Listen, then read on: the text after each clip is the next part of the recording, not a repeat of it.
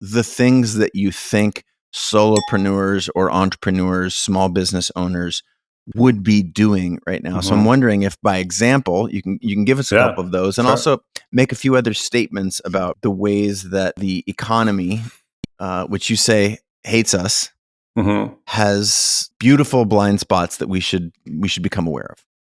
On just to go to that last point first, the economy that hates us, I didn't come up with that subtitle. Somebody else did.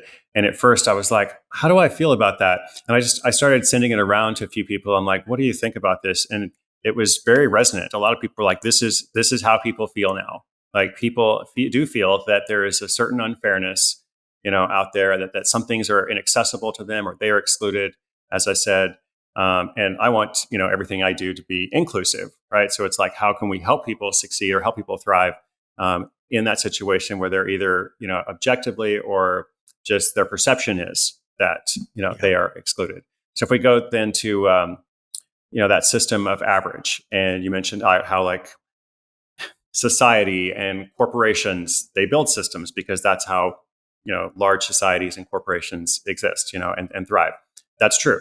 And so the question is like, who are we speaking to? And for the person who, wants to be in that system, then that's great. You do that. But I know, like, from all of your work and everything that you've done, you speak mostly to individuals, right? Individuals, creatives, creative by nature thinks differently. A creative is like, what can we do that's a little bit different and interesting and fun? And that's always been, like you said, some crossover. That's always been the person that I want to speak to.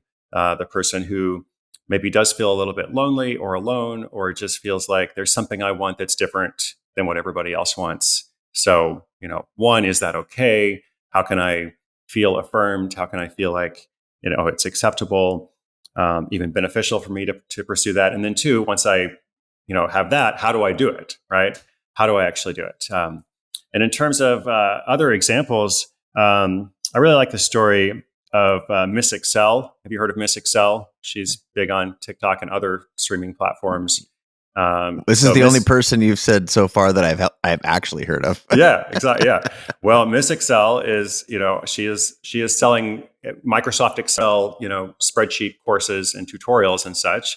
She's built a massive following. I think it was well over 1 million people at this point across different platforms. And all of her content consists of like dance videos and spreadsheet tips.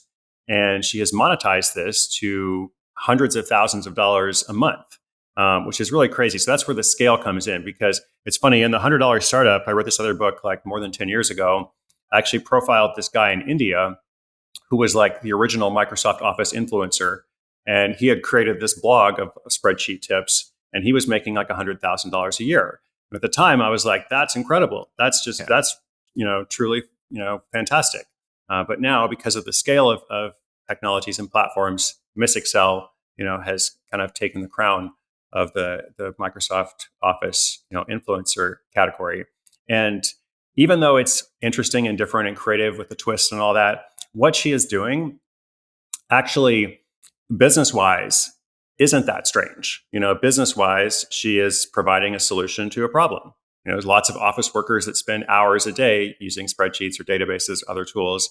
And, if she can help people save like a lot of time, work more efficiently, that has tremendous value. So it's interesting. What I try to do, throughout the book is present stories and tell the case studies, but then also deconstruct it a little bit and say, okay, what could you do that's kind of like this? I mean, maybe she's got that covered already, but there's probably something else. And it usually connects to a pretty simple business lesson that's actually not profound, or not contemporary at all. It's just about supply and demand, or, again, a solution to a problem, or meeting a need.